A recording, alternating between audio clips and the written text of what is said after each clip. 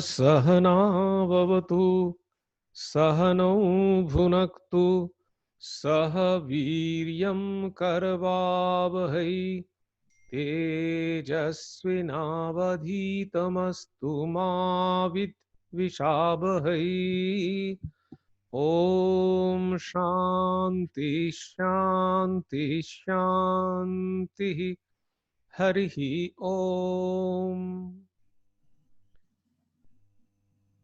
May the Brahman protect both of us, the teacher and taught, together. May it sustain us together.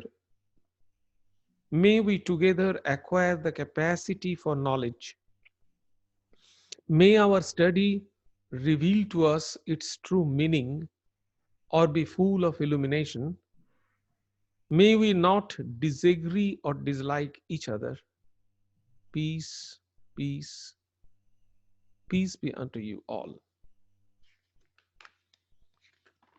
Om Bang me manasi pratisthita mano me vachi pratishtitam avirāvirmayedhi vedasya ma'ani Shrutam me ma prahasi anenadhite nahoratran sandadhami ritam vadishyami satyam vadishyami tanmamavatu tadvaktaramavatu avatu mam avatu vaktaramavatu vaktaram.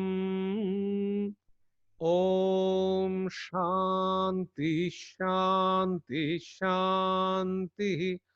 Hari Om. Om. May my speech be accorded with the mind. May my mind be accorded with the speech.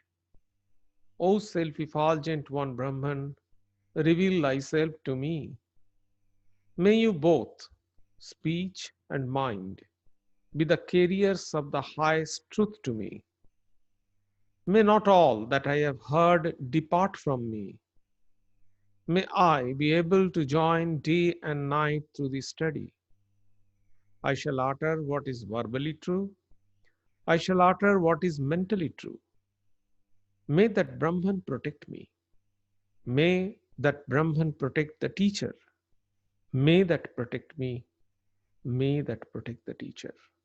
Om, peace, peace, peace be unto you all.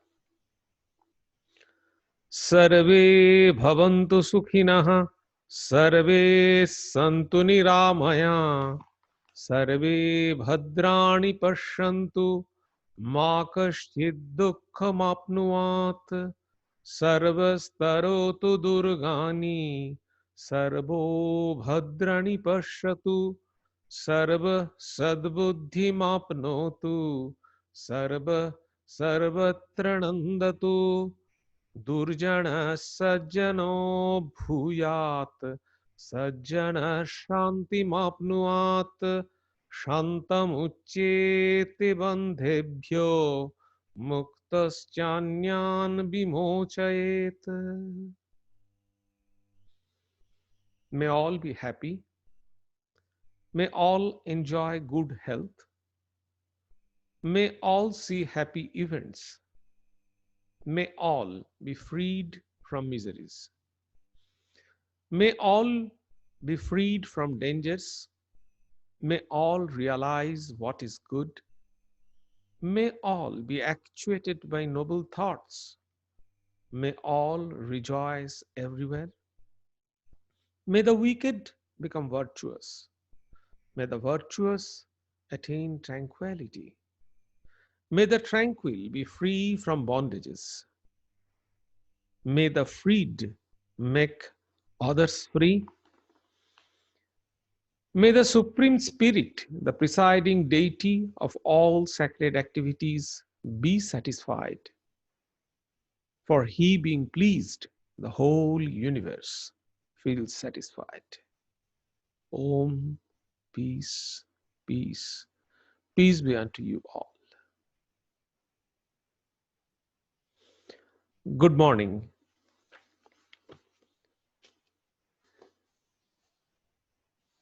Today we shall start about practice. Yesterday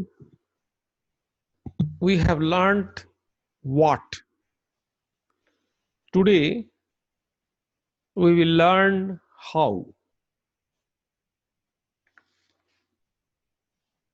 Let me share the screen first.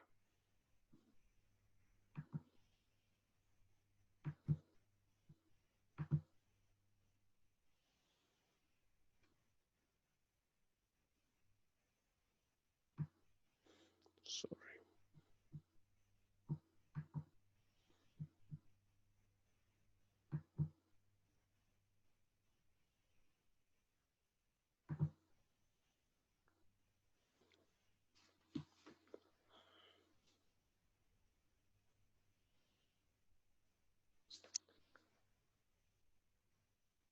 So we have learned that there are three things in spiritual life. Not only in spiritual life, but if we see our existence, we can find there are three things: the individual, the self or soul, the world or universe, and the divine, God or Brahman. So these are the three things we find in our spiritual life and everywhere. So we want to attain God or Brahman. We want to realize God or Brahman. But we don't have any first-hand experience or idea about our ideal or goal. When we start our spiritual journey, we have a vague, a kind of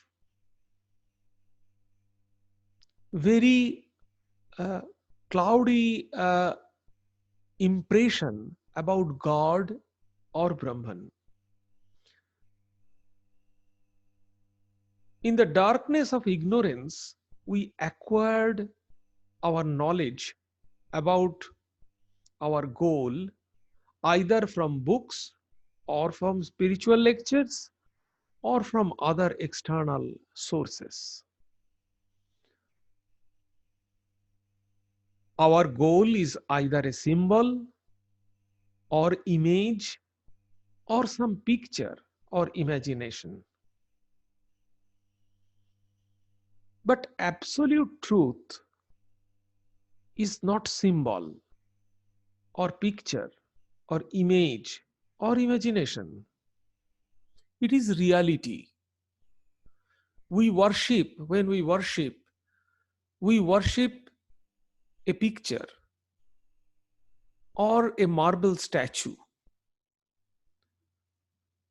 But our intention of worship or prayer is not the marble statue or not the printed paper. Our intention is to reach the reality, real God. We want to see face to face. We want to realize a substantial Brahman which really exists. That is what we want to experience. Neither the printed paper nor the marble statue. So something real.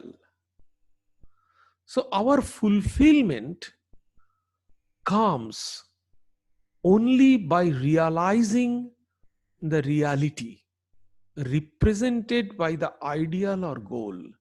So that printed paper or the marble statue is representing something real. We want to realize that reality. So fulfillment comes when we realize that reality which is represented by the printed paper or a marble statue. So how can we realize the reality from marble statue or printed paper? So our travel, our journey from marble statue to reality, or our journey from printed paper to reality, this travel is called sadhana. So sadhana or spiritual practice converts the ideal or goal into reality.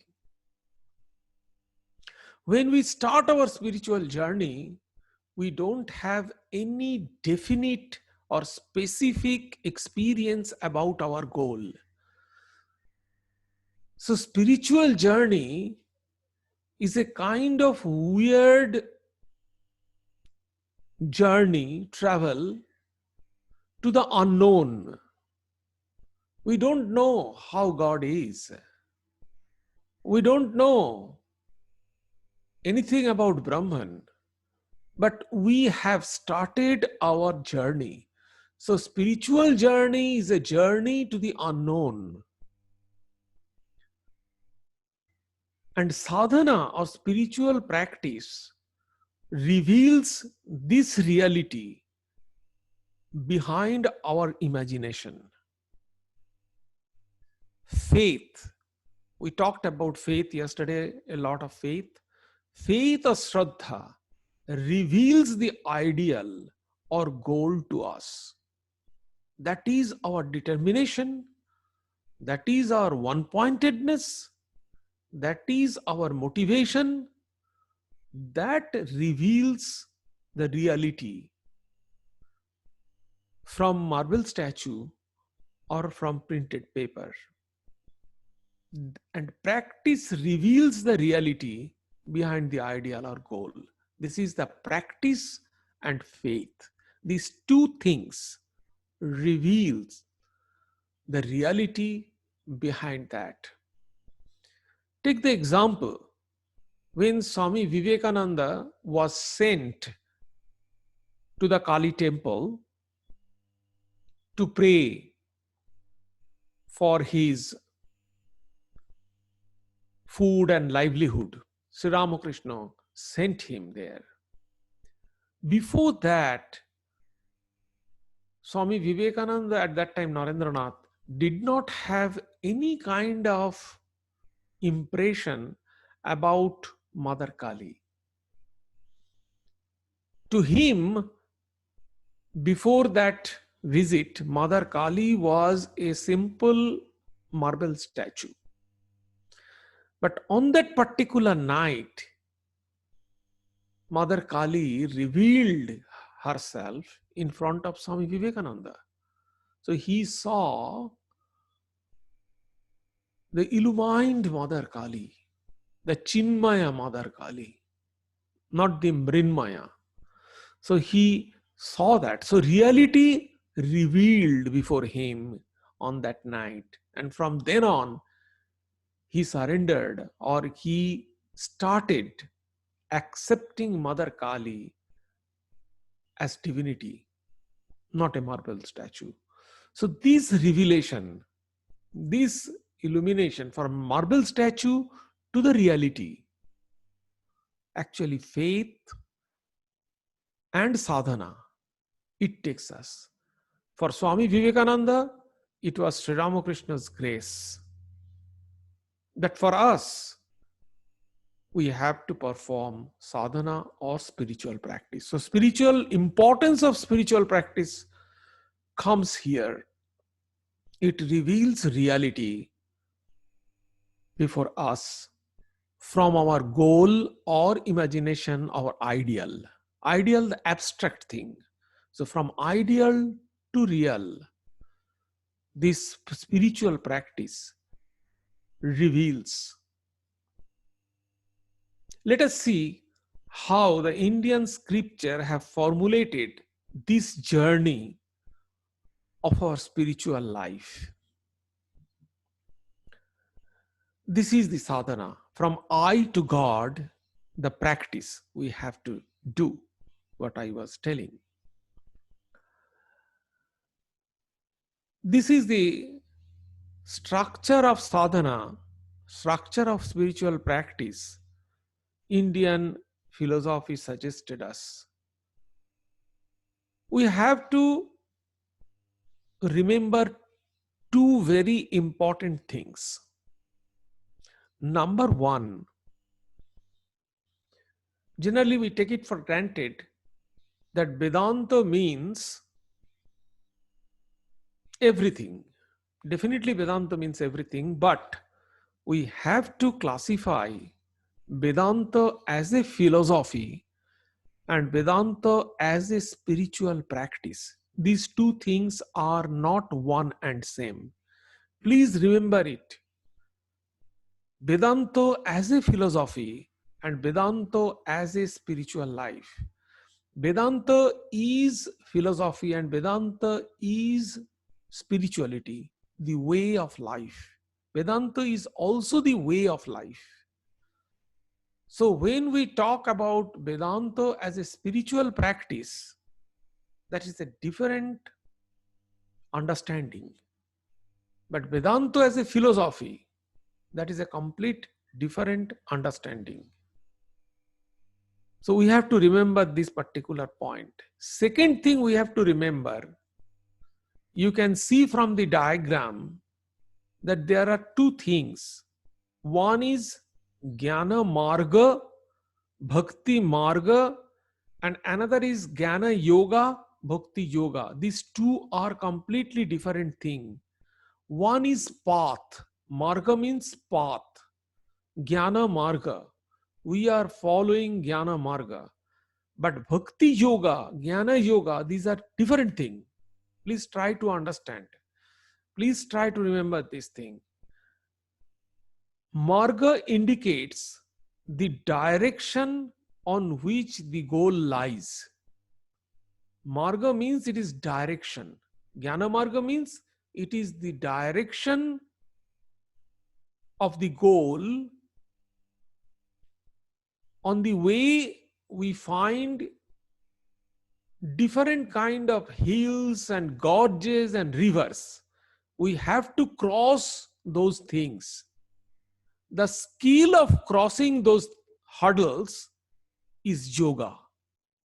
So, Marga indicates the direction in which the goal lies. But to follow the direction or to travel along this direction,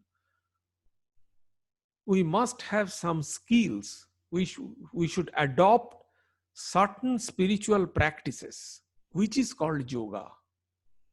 So, Jnana Yoga, Bhakti Yoga, the skills, what we have to use in our journey along the road.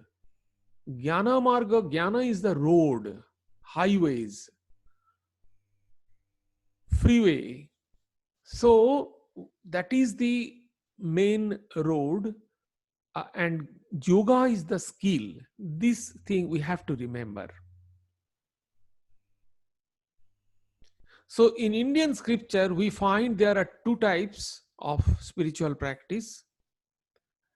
And in especially Kathopanishad very clearly said in the beginning, there are two paths.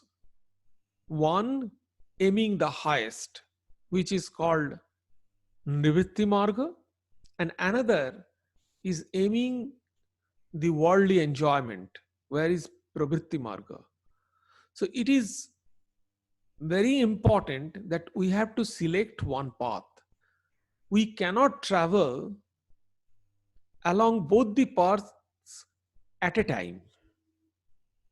So what we have to do, we have to select one. It doesn't mean it is a watertight compartment. What we have to do, in a one fine morning, we say that, okay, we left the pravritti marga and we came to the highest good. It is impossible for us. So what we have to do actually, slowly we have to move towards the path of highest, towards the path of nivritti. Slowly we have to move. So not in one fine morning. So that is the way we have to shift. Slowly we have to go there. So this is the two paths. And then Nivritti Marga and Pravritti Marga. From Nivritti Marga comes two things, two freeways. One is Jnana Marga, one is Bhakti Marga. And you can find that in Jnana Marga and Bhakti Marga, everything is started with Karma Yoga. Karma Yoga is the basic level, the basic purification. It is easier, it is very simple, and not much qualification is required to perform Karma Yoga. But it is not so easy. It is very difficult. But still, it is the beginner's yoga. So Karma Yoga is very good. Karma Yoga doesn't mean we have to do a very terrible services like a relief work in the flood, or relief work in the drought, or relief work in the very serious calamities, tsunami or something like that. It is not that. The attitude, everything depends upon our attitude. Karma Yoga means service, unattached service.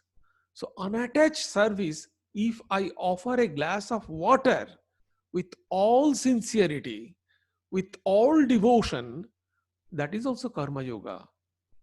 So, Karma Yoga we can do with our mental attitude. So, that is very important to understand. Karma Yoga doesn't mean physical, definitely it is physical, but most important is mental attitude towards work. That is Karma Yoga. Then you find in Bhakti Marga, we have to do Jnana Yoga first. This Jnana Yoga, actually the combination, you can find that in traditional schools, three yogas are practiced in a particular sequence. We cannot practice only one yoga. What we practice is the predominance of one yoga, but the combination of all yogas we have to perform. In Jnana Marga or in Bhakti Marga, you can find the aspirant first practices Karma Yoga for purification, then practice Jnana Yoga. This Jnana Yoga is a combination of meditation and Jnana for the realization of one's true self. This Jnana Yoga is meditation and Jnana. And then finally, the aspirant pursues the Bhakti Yoga for the realization of God. Similarly, in Jnana Marga, first Karma Yoga for purification, then Bhakti Yoga. Again, this Bhakti Yoga is the combination of meditation and Bhakti. So, meditation is common in the second step. I have already mentioned earlier that meditation is not a goal. Meditation is the means, it is a junction. If a crossroads are there, so in the cross, that meditation is the crossroad. Different highways are meeting in a crossroad, and then they proceed towards their own direction. Similarly, in all paths, if I follow the path of Karma Yoga or Bhakti Yoga or Jnana Yoga or Tantra or whatever may be the thing, what path we follow, everything meets in a crossroad, which is called meditation. So meditation is common to everywhere. As I have already mentioned, the Shraddha, faith, is common to all the paths. Similarly, this meditation is common to all the paths, and then it proceeds. So, in Jnana Marga, Bhakti, Yoga, and meditation, and in Bhakti Marga, Jnana Yoga and meditation.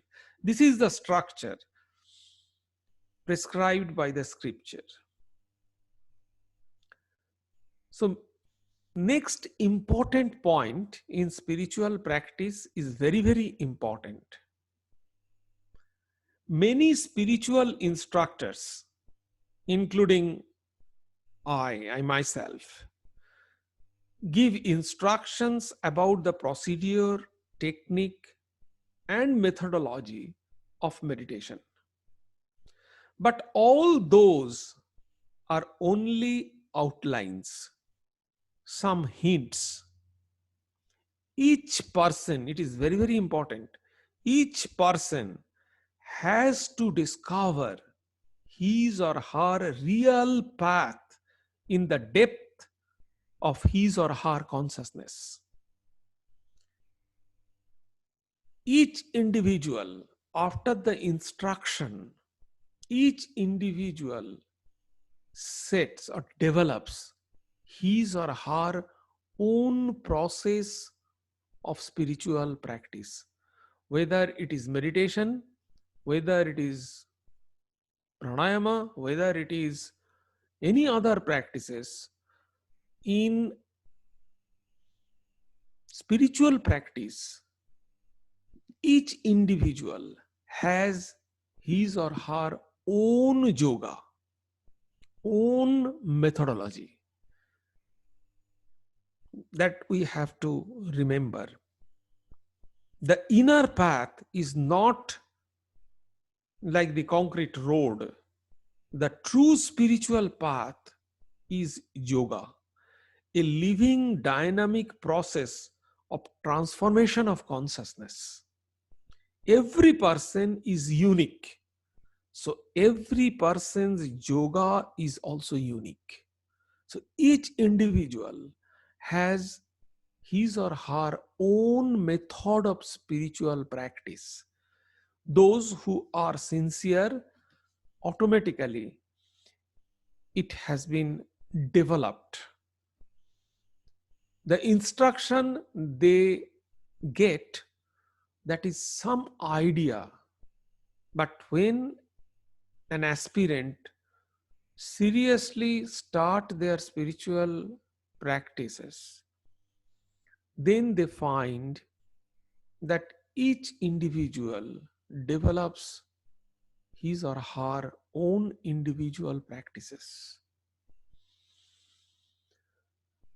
The fundamental problem in spiritual life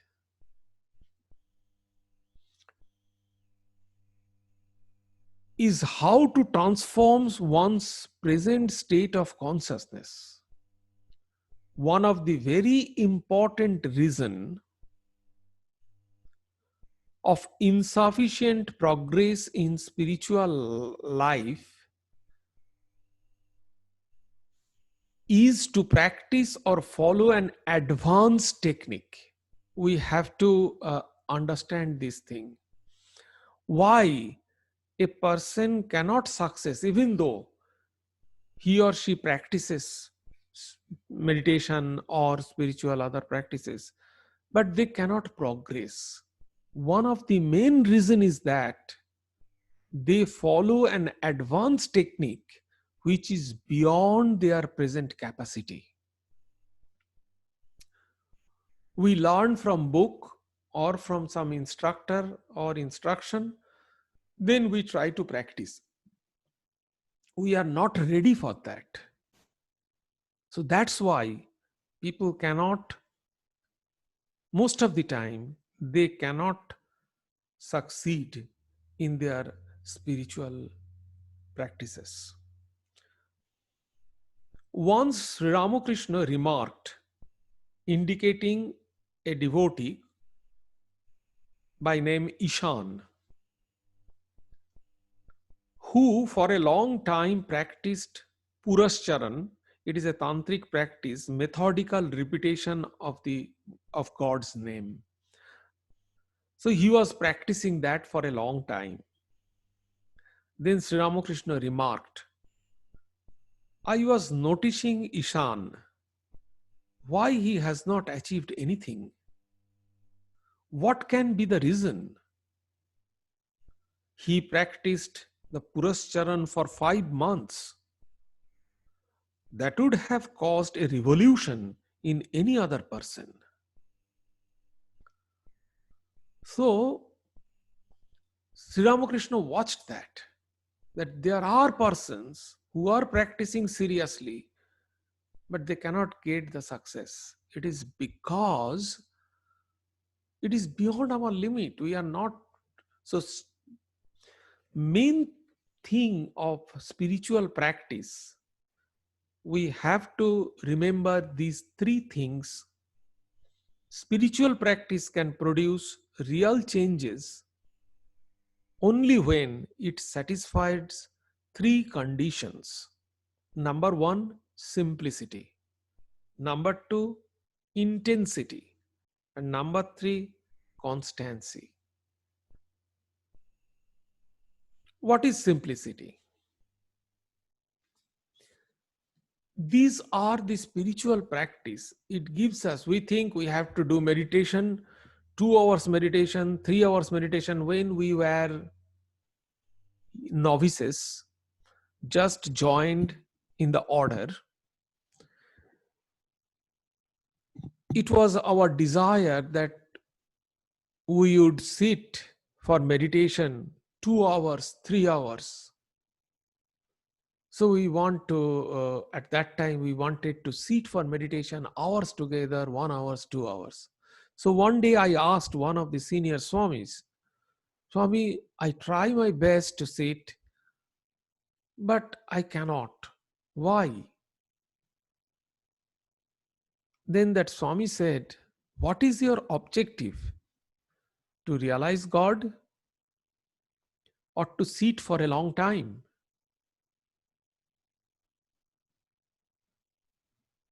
Then he said that it is not important to sit for a long time. It is important to increase your intensity of meditation.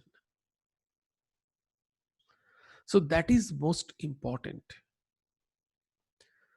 And if we follow these three things, what are these three things?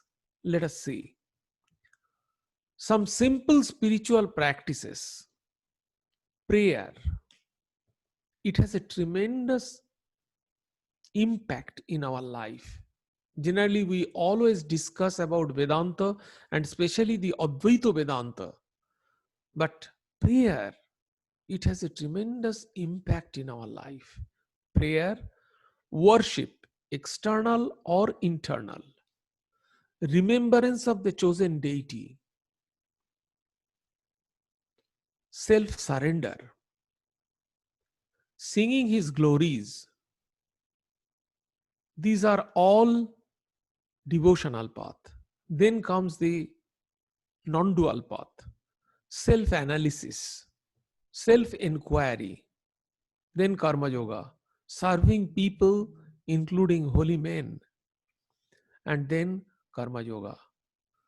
So these are very simple things. First we jump into meditation, sometimes into pranayama, but it is beyond our capacity. So we have to tune our mind first. Meditation is not that when we sit in a cross leg and we meditate with closed eyes. That is not only the process of meditation. There are various types of meditations. So what is suitable for us, we can do that. So that is important. Most important thing is to connect our mind with our goal.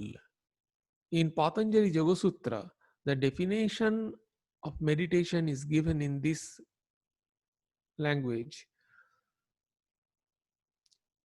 Pratyayo ekotanota.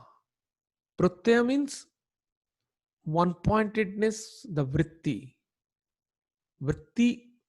So only one vritti, holding only one vritti. The content of vritti is called pratyaya. So holding one content of vritti, that is called meditation. So holding only one thought, that is called meditation. So we are not ready for that because our mind is fluctuating. So slowly we have to drag our mind. Slowly we have to do our mind. That is the process. However, these are the few spiritual practices, simple spiritual practices we can think. Without intensity, second thing is the intensity. Without intensity, no spiritual discipline will produce any significant change. Intensity will come only when our total life is involved in it. It is not partial meditation. So, evening is my meditation time. So, I sit for meditation in the evening only, and that's all. Or in the morning, that's all. It is not spiritual life, or in this way we cannot perform a better meditation also. So intensity means the involvement of our total life, that is called intensity. When we have found a simple technique which is best suited for our nature, our whole personality will respond to it. In this situation, problems like lack of concentration, lack of enthusiasm will not create any trouble. So we have to love it. What we love, those who love for cooking. So when they cook with full concentration. Some people, they like gardening. When they do gardening, they do it with full concentration. Exactly in the same way, if we tune our mind intensity, the whole life, if we involve our whole personality with this, then we can perform it well. The third thing is continuity.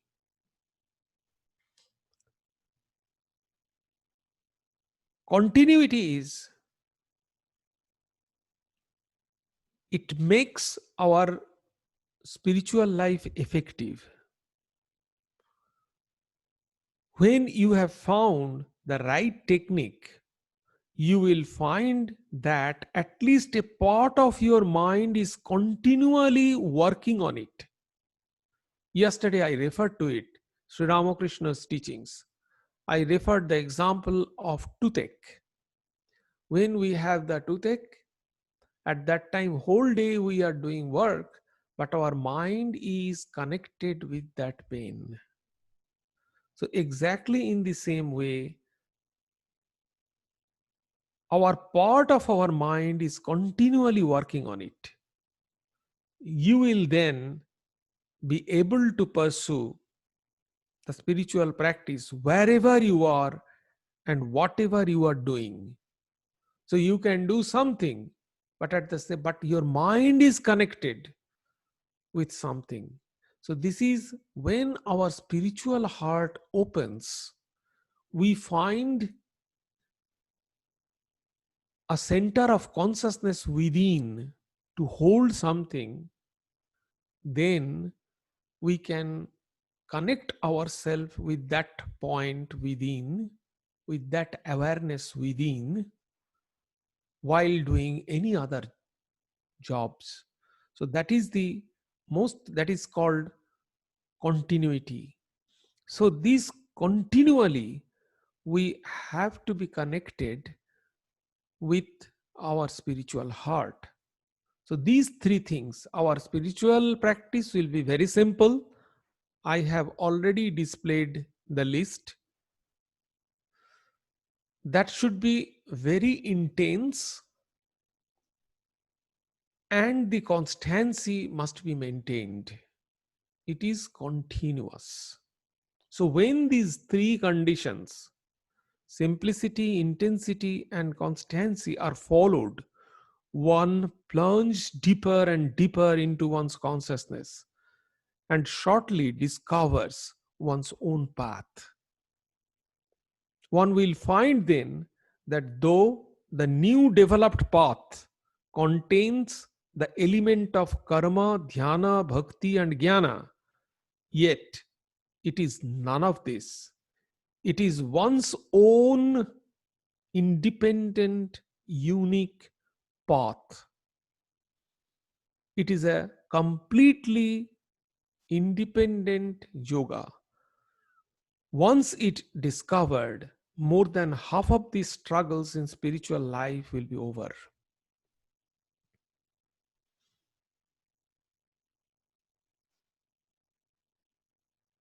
So this we have to remember.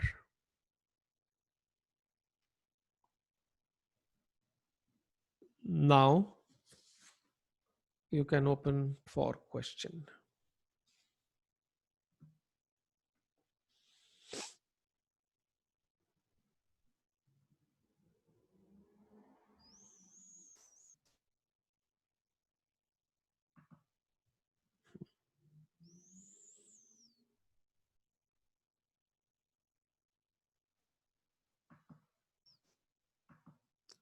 Hello.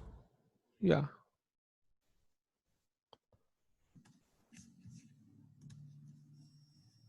If you have any questions you want to ask directly, let me know. I can enable you, or we can read out the questions like yesterday. Okay. Question: how can karma yoga be incorporated in day-to-day life? I have already mentioned that karma yoga is the attitude. It is attitude. So if we do perform karma, basic thing of karma yoga is non-attachment. We must not be attached with the fruits of karma. And how we can do that? If we reduce, the more we can reduce our me and mine, the more we will be unattached or detached. So every moment of our time, we should keep in our mind that the work we are doing, it is not my job. We are doing it as a service. So there are various types of attitude. Again, these are the attitudes. There are various types of attitudes have been given in Bhagavad Gita. If we study very carefully Bhagavad Gita, we can find there are different attitudes Sri Krishna suggested. One is the attitude of yajna, the sacrifice, attitude of sacrifice. That is number one. In Bhakti Yoga, we know there are another attitude of service, different types of service. So these are all attitudes. Why we are doing work? This is because we are doing service. It is not for me. And actually, if you think very carefully, we are working in office or our workplace, and we are getting salary out of it. If I ask how much salary you are spending exclusively for yourself, and what is the purpose of your income, for your luxury, for your immediately the answer will come, no, it is not for me, it is for my family. And if you see, you are not spending that much money for yourself. It is true that you are spending money for the family. Don't you think it is the Karma Yoga? It is Karma Yoga.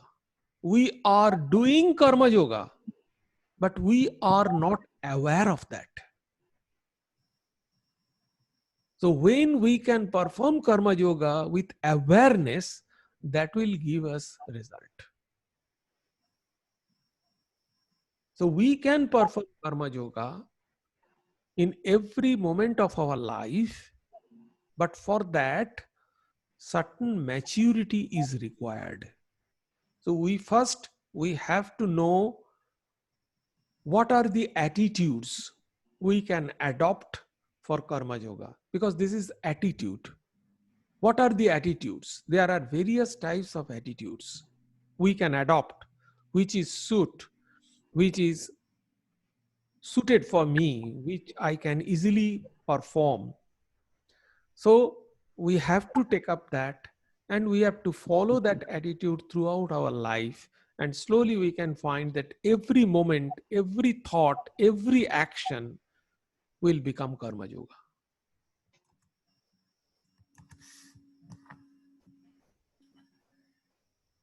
Next question. Is it possible for a family person to do complete nivritti? If yes, how? Yeah, it is definitely possible for complete nivritti, but it is very high state of mind. So we have to practice, definitely. Why not? There are various persons, those who are complete nivritti they have. So it is possible, but obviously it will take time.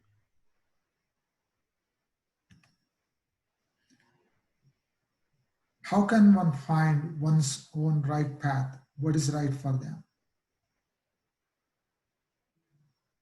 Yes, I have already mentioned that it is not that we are sitting here and we will see that, yes, that is the right path for me. It is, I have already mentioned yesterday that whether you will like Jnana Marga or Bhakti Marga, that is not your liking and disliking. That depends upon your perception about yourself. So the right path you have to select according to your attitude towards world, according to your attitude towards God, according to your attitude towards yourself.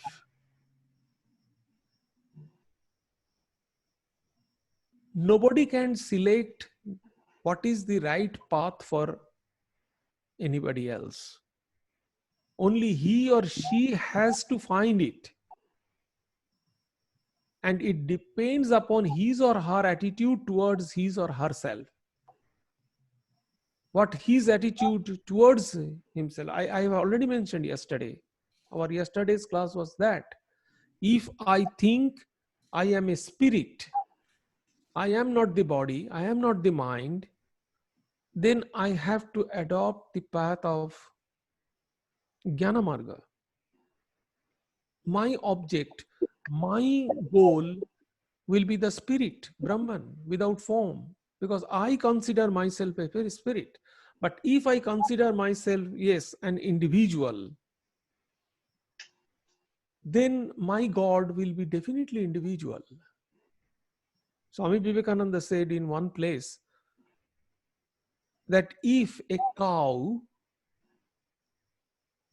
considers her God, that God will be the cow God, definitely.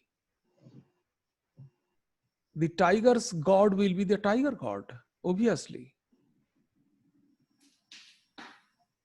So why he said that? He said it because our God, our world depends upon our perception on ourselves.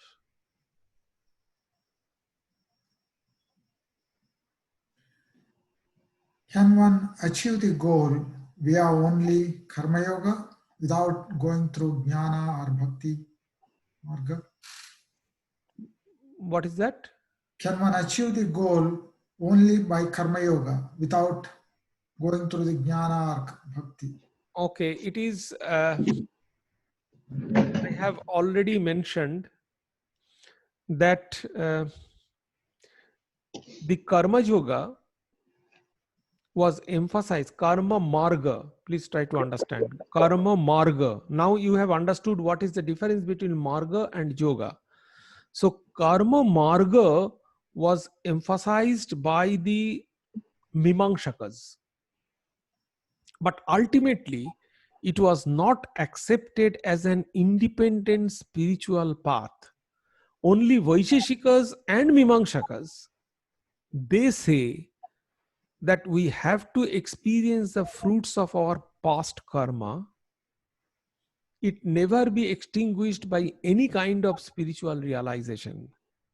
But rest of the philosophical schools, they say that either by grace or by realization of Brahman, one can get rid of the fruits of the past karma. So, in regard to karma marga, that cannot lead us to the liberation. But only Swami Vivekananda, he said karma yoga can lead to the liberation. It is karma yoga can lead to the liberation. It is only Swami Vivekananda. All other Indian philosophical schools say that karma yoga is for purification. But it is only Swami Vivekananda who said, yes, karma yoga can lead us to the liberation.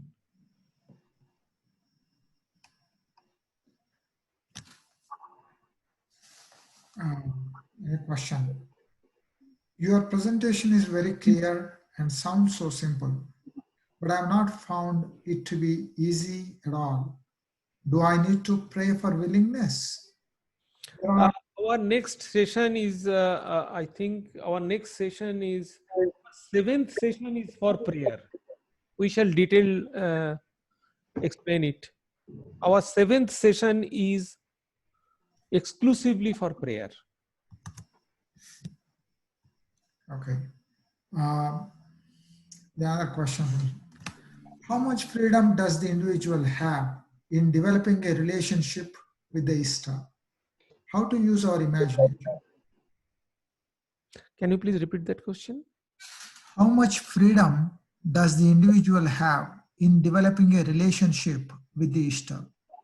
How to use our imagination? We are free to imagine how our chosen deity is, and each individual has their own imagination regarding or about their chosen deity. The same thing I see and the same thing you are seeing, both of us have different conception about, different impression about that object. So we have no any limit for our imagination. We can imagine whatever we like, how our chosen deity is, and that is good. So we are free to imagine which is we think beneficial for us. There is no restriction, there is nothing else. That is why our chosen deity varied from a stone, tree, anything else. A metal, something metal, metallic, even the geographical figure, also our deity. In Tantra, it is called Jantra. The geographical symbol is our deity. So there is no any limitation of imagination here. And more so in respect of in developing the relationship with the Ishta. Yes, we have to establish, actually, Swami Shivananda, one of the direct disciples of Sri Ramakrishna, he said he gave the definition of religion in this way, spirituality in this way. Religion is to establish a permanent relation with God. Swami Vivekananda said, it is the eternal relation with eternal God. So relation is very, very important in spiritual life. How strong our relation is with our chosen deity, that depends our success.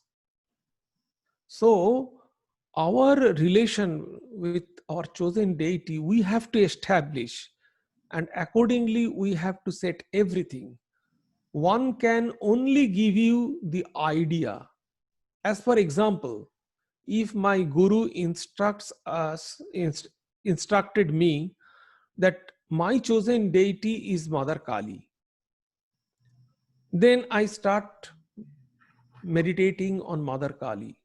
But while meditating, the impression of Mother Kali within me, it changes, because I have my own mental imagination about Mother Kali, regarding Mother Kali, and I am meditating that.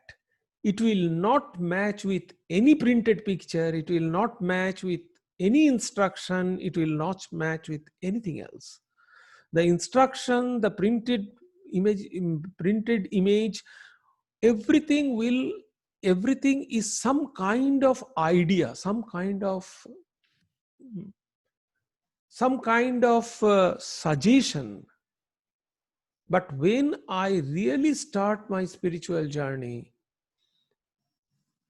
I develop some kind of own thing, and it is not intentional. It automatically, while proceeding, while we proceed, automatically it will develop. We need not have to give any effort for that. It will automatically develop. And we can establish our relation in that way. So more we get ourselves closer and closer to our chosen deity, the more we will progress in spiritual life. That is the thing. Do we find our own way of meditation, starting with some basic techniques? Definitely, you will find that, but there are some standard instructions. Definitely, those who are giving the instruction, there are definitely some certain instruction. So while following that instruction, you will set that guideline according to your own way. That is the change you can do. And you can do means it will be done automatically. Not a completely new thing we can generate, we can develop, but what is the guideline? Standard, proved, tested guideline is there. So if that guideline is instructed to us, then while practicing, it will automatically set with us. Can scripture reading be considered a wholesome spiritual practice? We shall come to that point. We shall come to that point next session. This point we shall discuss in the next session. Okay. The next question. What are the short-term spiritual goals a beginner should have? Short-term goal is day one. What you will do tomorrow or today. Set a goal for today. Achieve it. And then slowly you will find the confidence, and then you will proceed. It is actually not setting the goal, it is not setting the things. If you have love, if you find that that is your life, then there is not any setting up goal, not any setting of anything else. The intensity is saying you have to involve with your life. So if you know that is your life, that is the only thing, then what goal you will set? You have to achieve that thing. So what goal you will set? It is not a particular work that you have to finish it in this way. It is your identity. So you have to take that thing in that way. Meditation or spiritual life is not a job. It is not a project that you have to finish it in this way.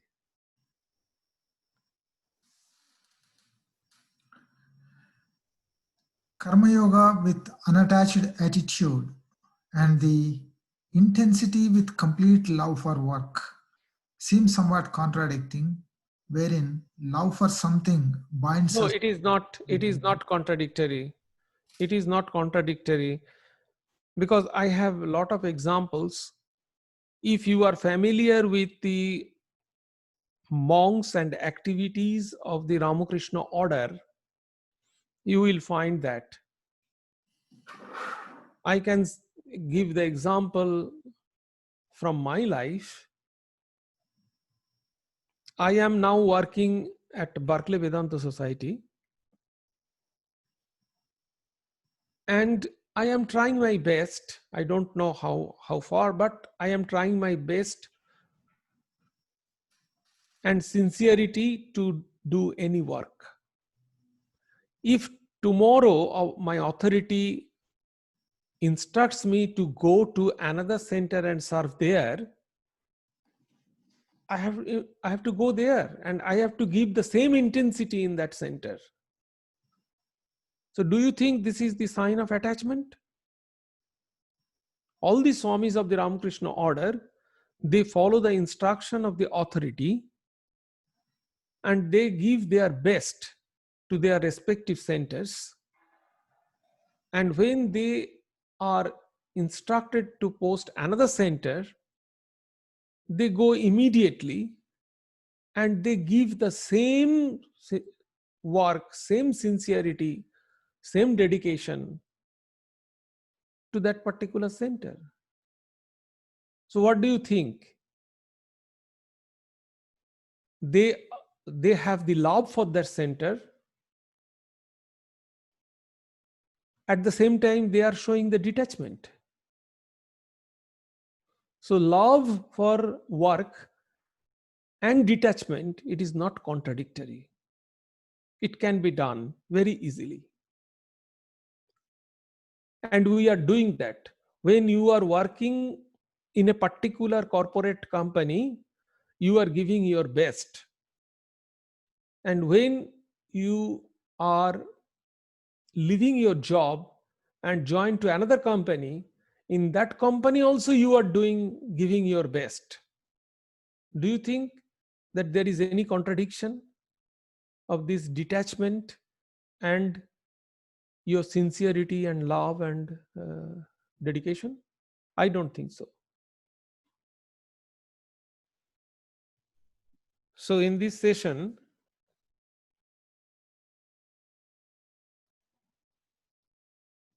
I shall share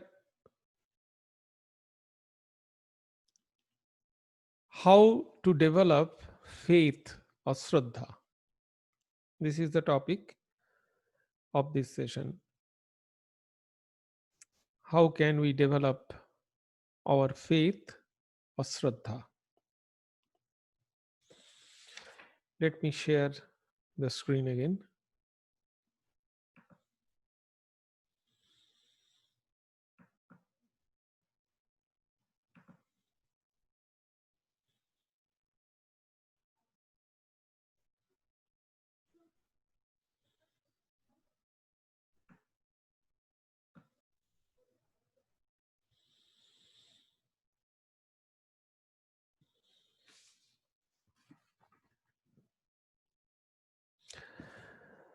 The question is faith or Shraddha inborn or can faith or Shraddha be acquired? That is the main question.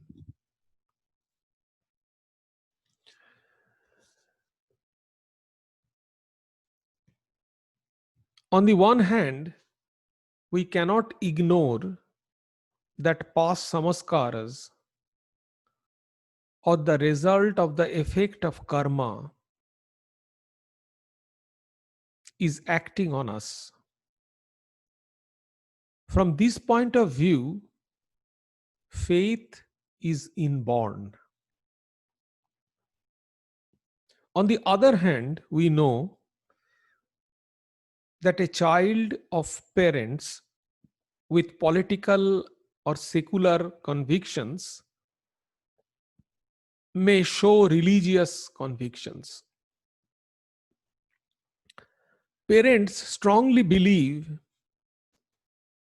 in acquiring wealth may beget a philanthropic child.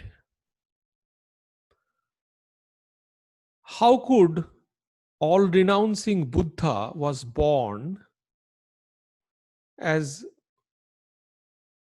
wealth oriented Shuddhadhana? How was great devotee Prahlada was born as a son of terrible cruel demon Hiranyakashipu? It shows that faith or Shraddha is not hereditary, so it can be acquired.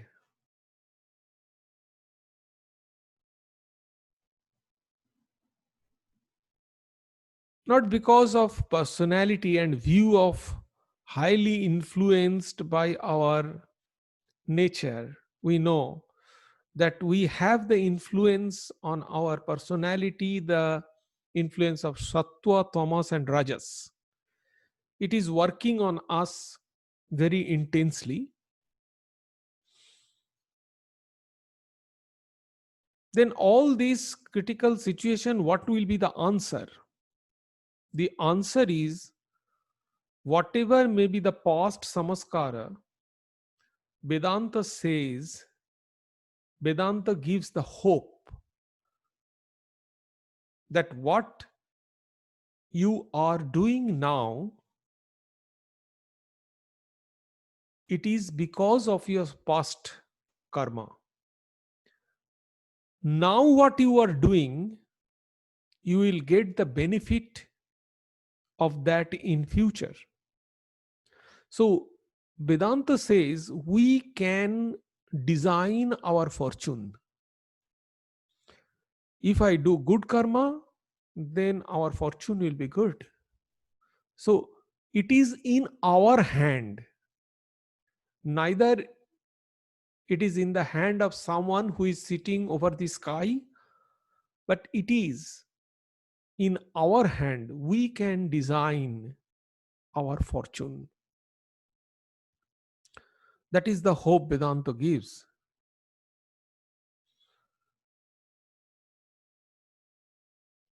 But the question is how to develop this faith.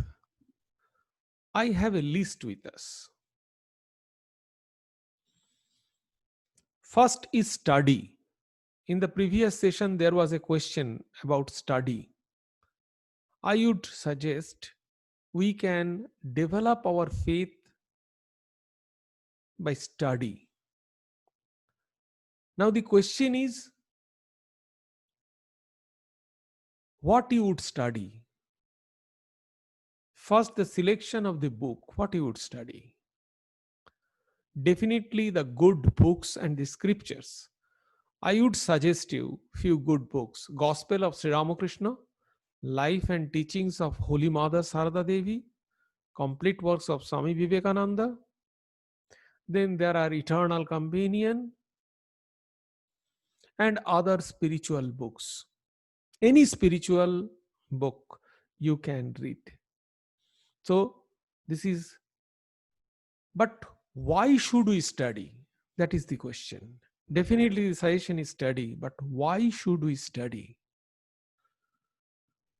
Here are the benefits of a study. Number one, to know how we are related with world, Brahman or God. Our relation.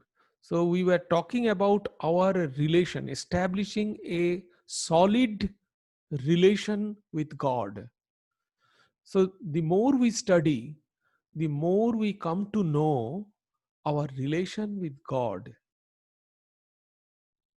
Second, manana or reflection comes from study. The more we study, the reflection comes. We can think over it.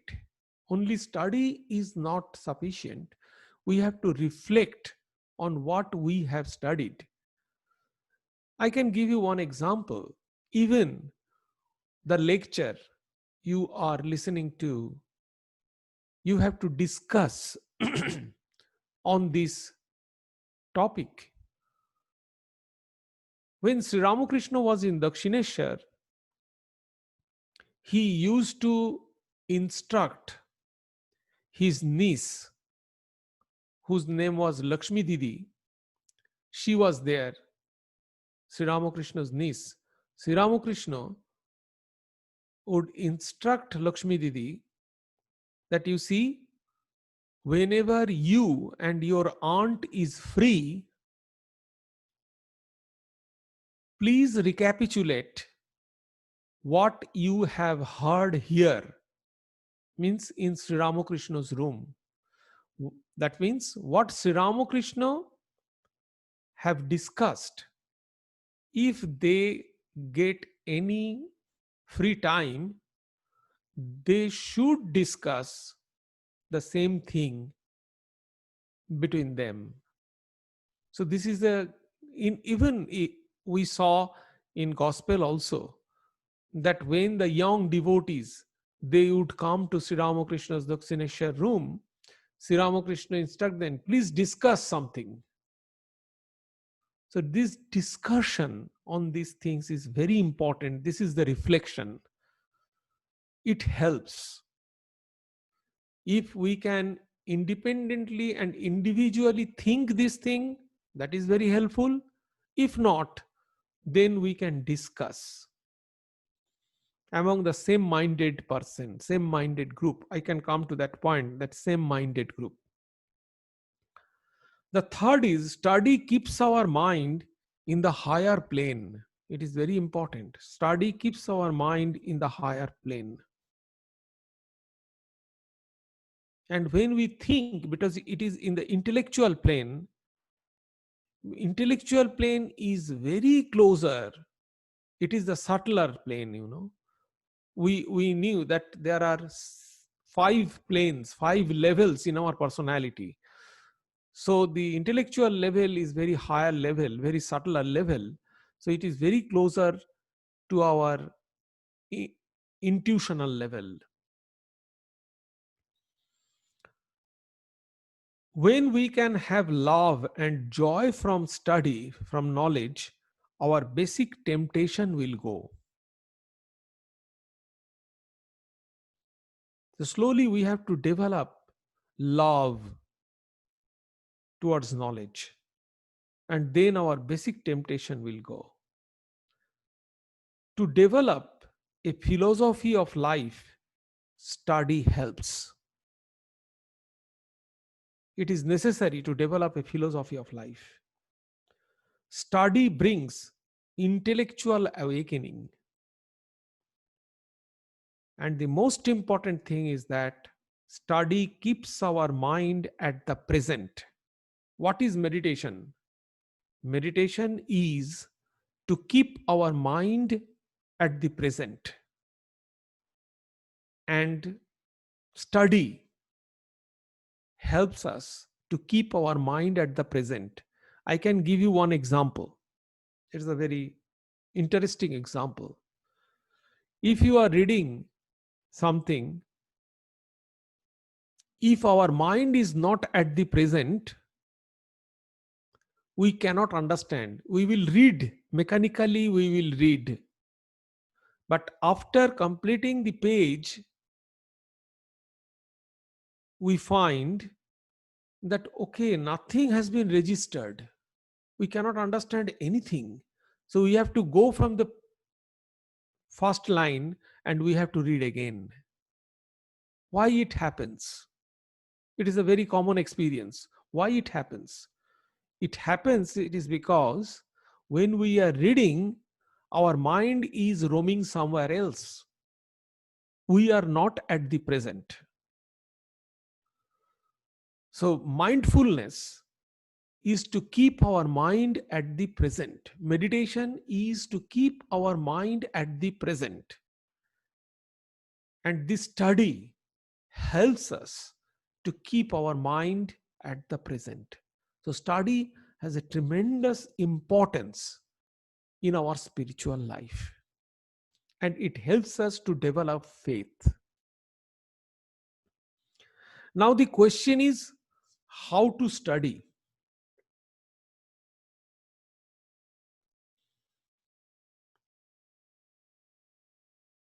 The subject matter of our study must be connected to our goal.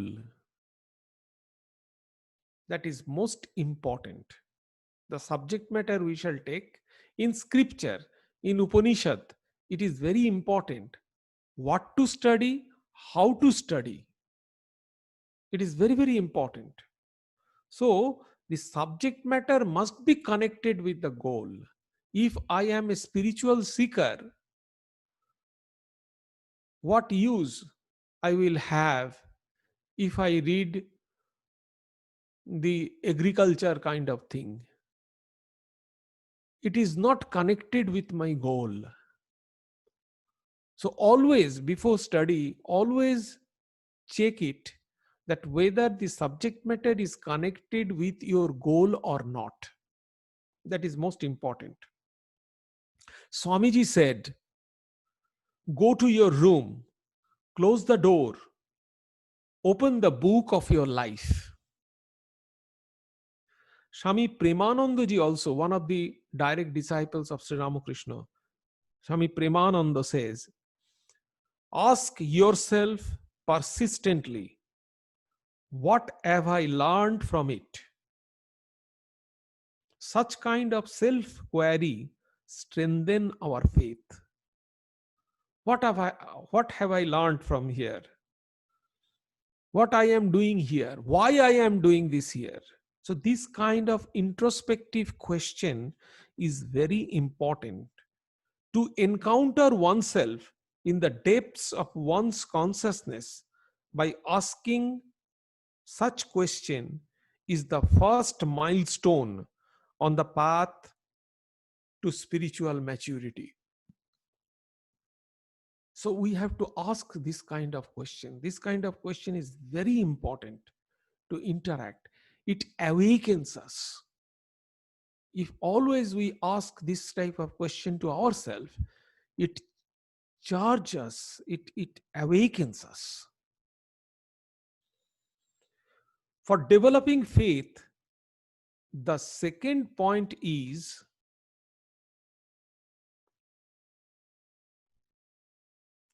idealize a hero and imbibe the spirit from there. So, we have some ideology. Yes, faith should be like that, or our ideal would be like that. So, the same thing, ideal is a concept, it is not real. Ideal is abstract.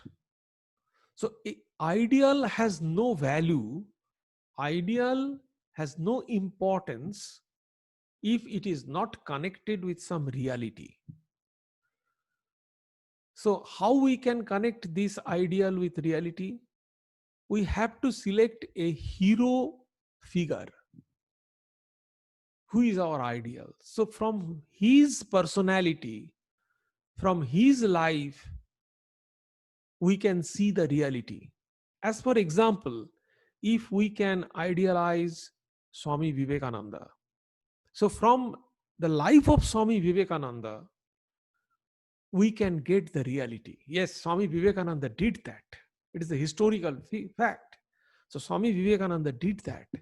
We can find this in his life. So that is the proof. That is the reality. So this kind of, and we can imbibe the spirit out of that. So this kind of hero figure we must idealize. And the third point is the association with like-minded people. This is also very important.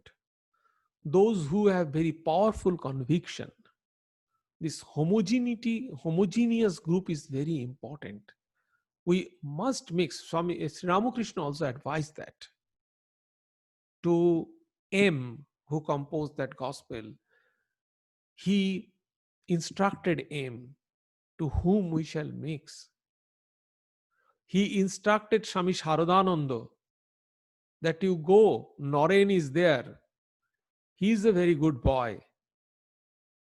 You can make a friendship with him.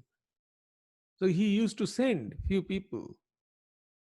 So he wanted that to mix with the same minded, like minded people.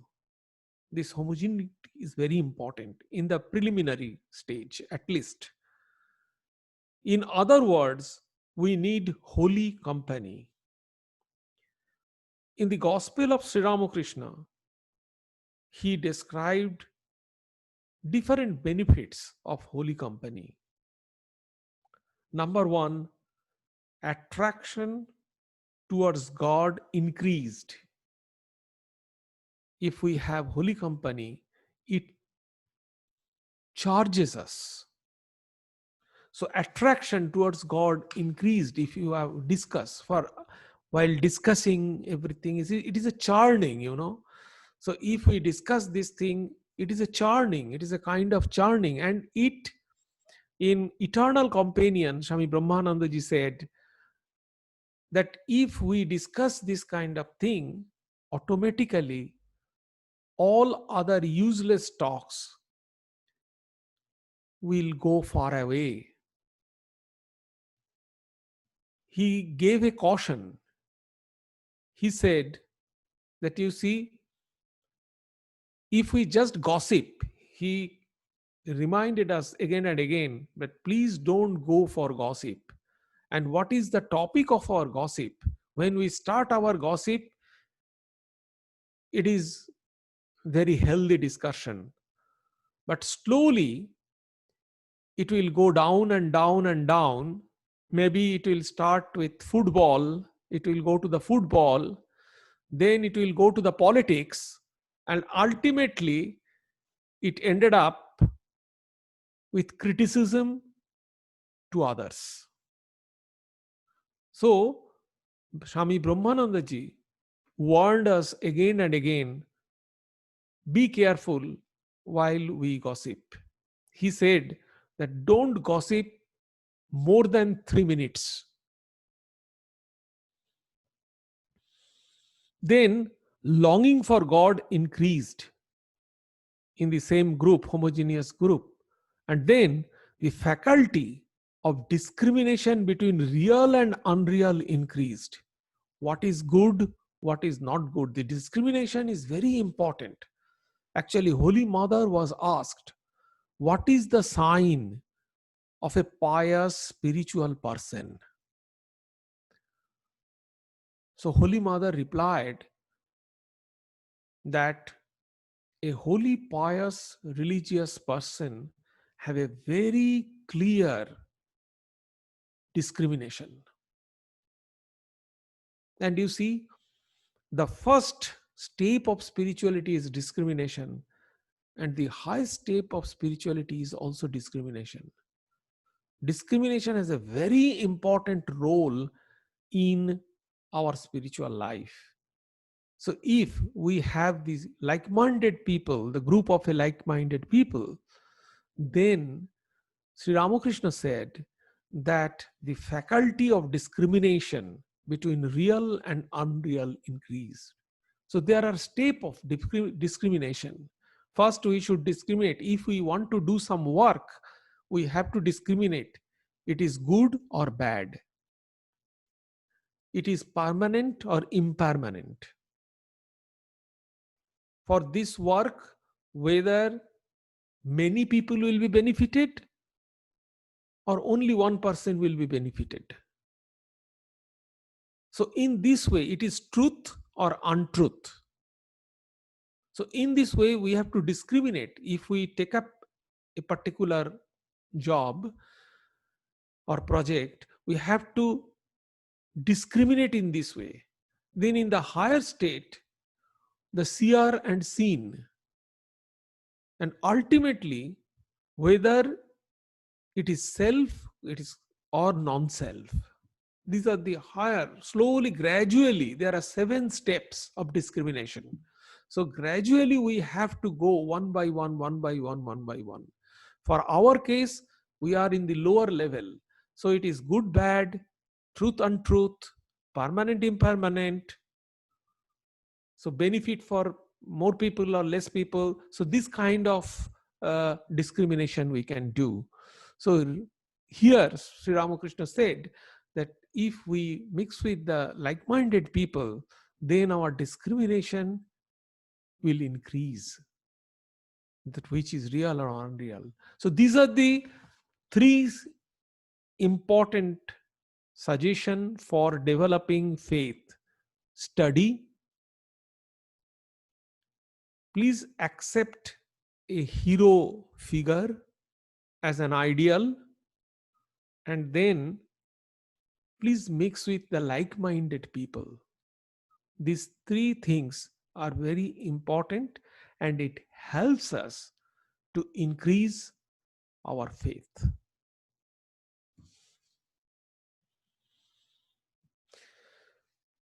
Now the question. So next session, slowly, you see, we are going slowly. These are very simple. I have already mentioned in the previous session that we must take up a very simple spiritual practice, which we can practice intensely and dedicatedly and continually. These 3 things.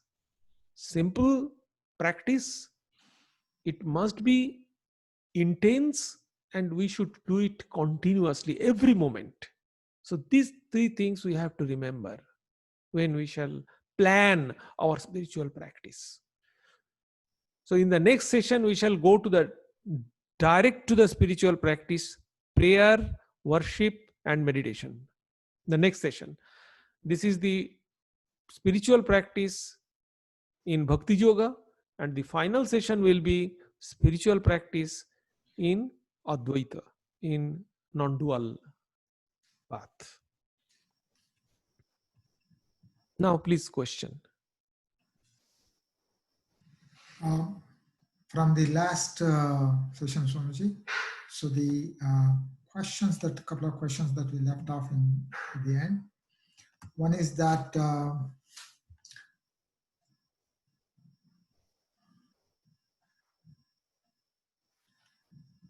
how can one overcome intrusive thoughts during meditation?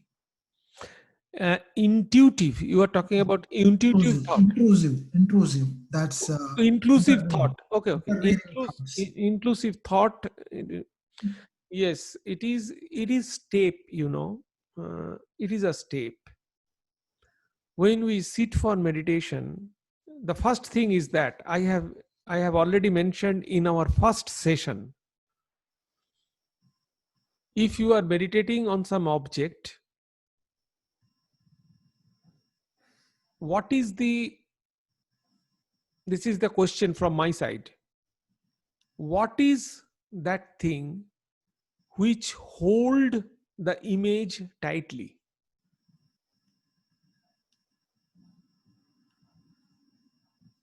What is that? If we cannot hold the image, the object we are meditating upon, if we cannot hold it tightly, the other thought will come. So what is that faculty that holds the object tightly under focus? What is that faculty? Can anybody?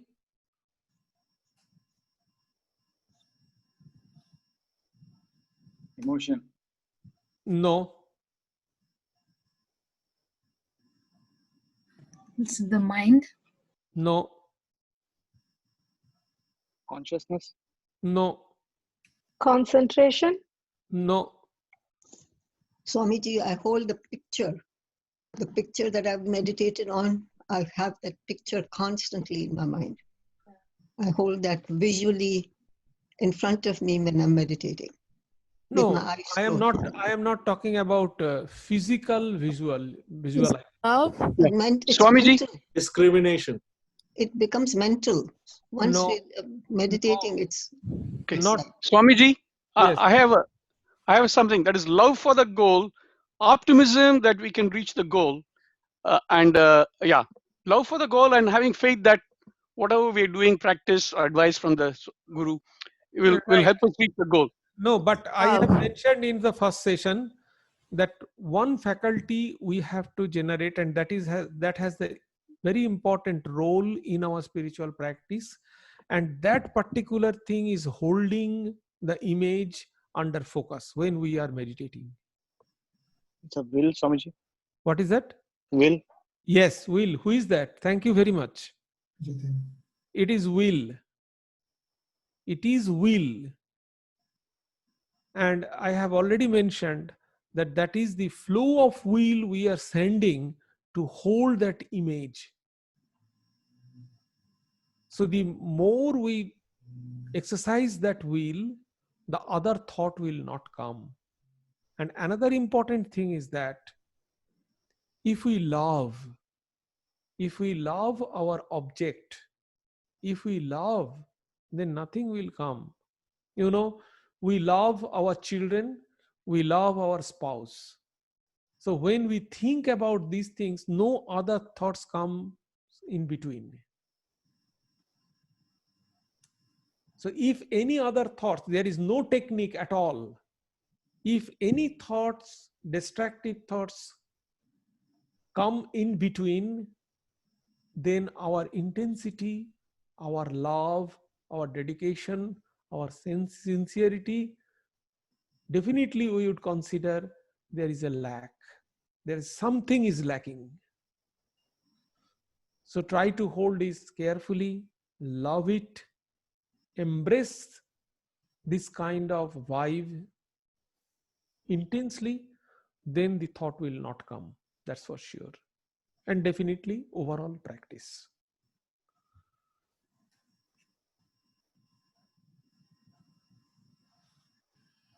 Next. Um,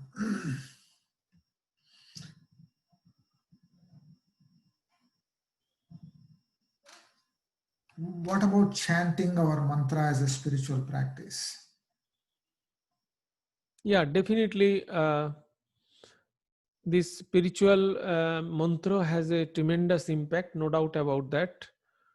The one impact is there are various impacts, actually, couple of impacts.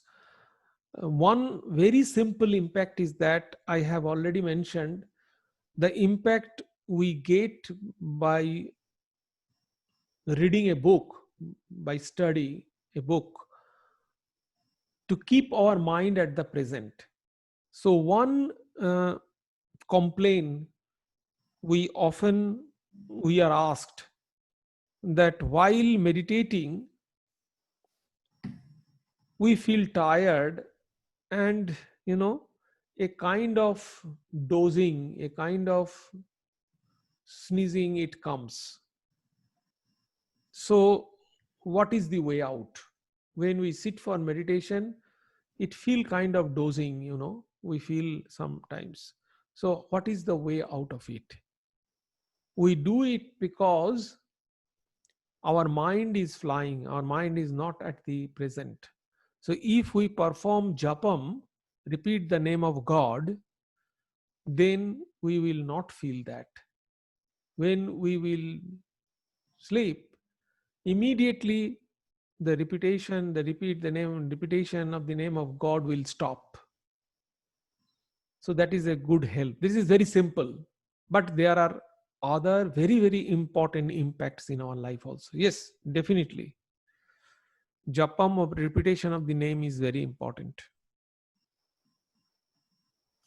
If we can practice throughout day or every moment, that will be That will be greatest, but that's the best thing. But it is difficult. Slowly go ahead with that. Don't jump into that immediately. Very slowly, very slowly, very slowly.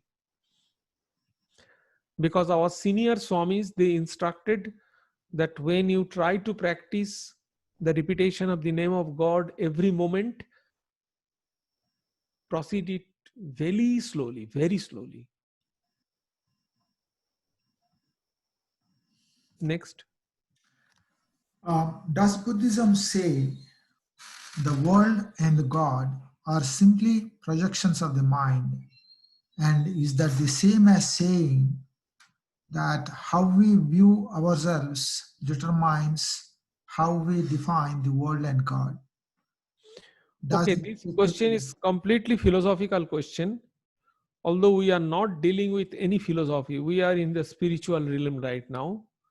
This is completely philosophical school. I have already mentioned yesterday that the different philosophical schools, they differ from each other about the projection of God, whether it is the transformation of Brahman, whether it is the part of Brahman, whether it is the shadow of Brahman, and accordingly, various philosophical schools developed. So we will not go to this philosophical discussion now, because those are philosophical discussion. You may accept it, you may not accept it. Nobody can say that philosophical discussion is this is right and this is wrong. It is wrong to say that one philosophical discussion is right and other philosophical discussion is wrong, or one is superior, other is inferior. Philosophical instruction, philosophical discussion, everything is correct. And there are various opinions, there are various philosophical schools. So we shall not go to that philosophical discussion today, because this retreat is exclusively spiritual retreat.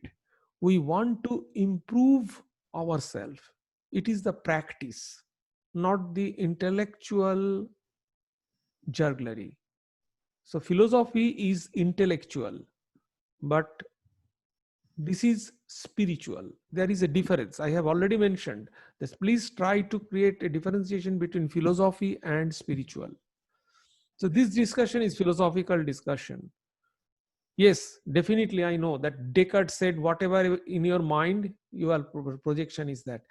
In our Vedantic school, there are Vedantic schools, those who have accepted that philosophy partly. But we shall not go to that discussion today itself. Those are, by discussing these things, we do not have to have anything without intellectual discussion. We want something value addition in our spiritual life. That is the point. How to overcome our revolting mind to the social injustice to enhance our practice?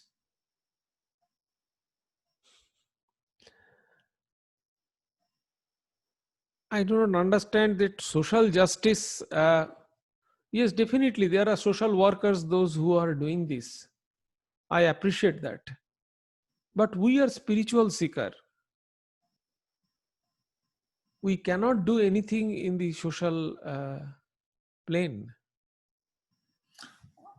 The question is slightly different. The question is how to overcome this, the reactions to the social injustice that are going through our mind, and that would enhance our practice. Yeah. If you are connected, it is completely, it is a hooking, I don't have that diagram right now, but why you are hooking different things. So many things are happening in the society, so many things are going on there. If you hook your mind, hook that particular incident, particular thought, particular event, definitely you will be disturbed. Nobody can save you. Who is hooking? You are hooking that thought. And you don't have that maturity. So those people, there are some people, they listen to everything, but they are not emotionally involved to anything except their spiritual chosen deity. So if you are not sufficiently matured, please do not hook anything. That's the point.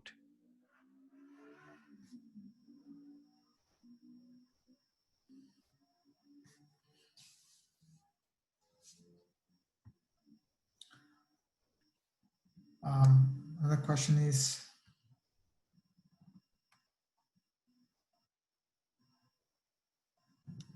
how to work? I read gospel before japa. Is it a good practice to imagine that part, the part I read with japa?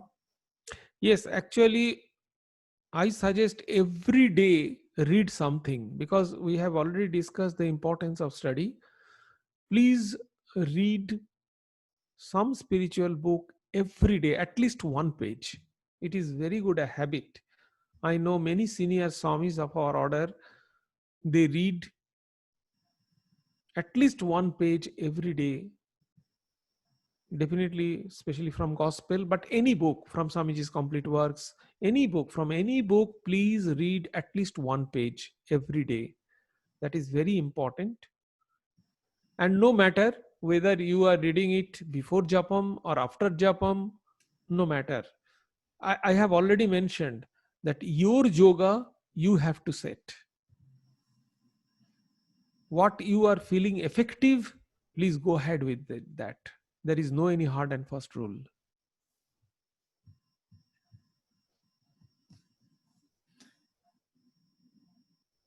Another question. Swamiji, yeah. It is said that if someone read a gospel, I mean Thakur gospel every day, by a certain number of years, he can reach the goal without doing any kind of other yoga practice. Is it true? I don't know that. I'm not very sure about that. I'm not very sure about that. It is helpful, definitely, but whether it will lead to liberation, I don't know that. I remember I'm reading somewhere Swami Brahmananda says that for 12 years continuously, if somebody read Gospel of Sri Ramakrishna, that will be enough to attain your goal. Maybe. As Brahmananda ji said, definitely. And I think that intensity and all other things must be there. Yeah, definitely. If Brahmananda ji says, definitely. I have not come. Yes, I saw that it is in the Eternal Companion. I can remember that. But yes, I think definitely some other factors are also there with that. But yes, if one person read very intensely, very dedicatedly, definitely, as Brahmananda ji said it, definitely. No doubt about that. So let me just rephrase the question. What I was asking is it a good practice to imagine the scene or part I read during the japa? Can you repeat, please? Like, is it a good practice to imagine the scene what I read in the gospel during the japa, like while I'm doing the japa? There is certain rule, certain technique of reading the gospel of Sri Ramakrishna. Actually, it is not the time to discuss it, but definitely, actually, he instructed how to read the gospel of Sri Ramakrishna. He, in his, there is a book, it is called Srimad Darshan. So in that particular book, it is a 16-volume book. So in that book, he instructed how to read the gospel of Sri Ramakrishna. Yes, definitely, that it is called Lila Chintana. You are remembering the divine play of Sri Ramakrishna during your reading of Sri Ramakrishna. Yes, gospel of Sri Ramakrishna. Yes, that is very helpful.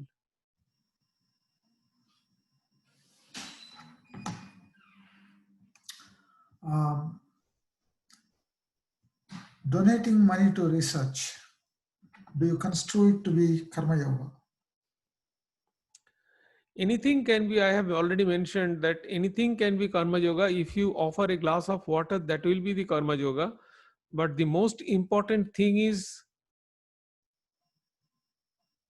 whether you are expecting some name or fame, whether you are expecting some control over that research, whether you are expecting that everyone would say that yes, Mr. Such and such donated money for research. So if you don't have anything else, then it is a karma yoga definitely. So the main point is whether you are donating for research or whether you are donating for a party or whether you are donating for any other thing, that is not important. The important is your attachment, your desire, how much you are attached with that, how you are managing the fruits of that work. That is the main point.